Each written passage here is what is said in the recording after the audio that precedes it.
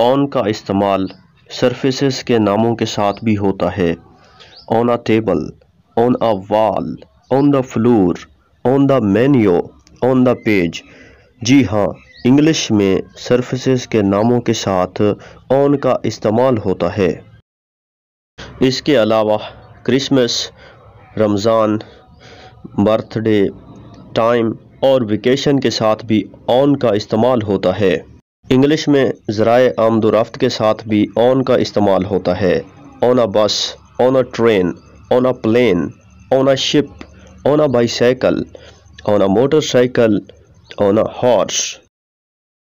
English में हफ्ते के दिनों के नामों के साथ ऑन इस्तेमाल होता है, जैसा कि ऑन मंडे।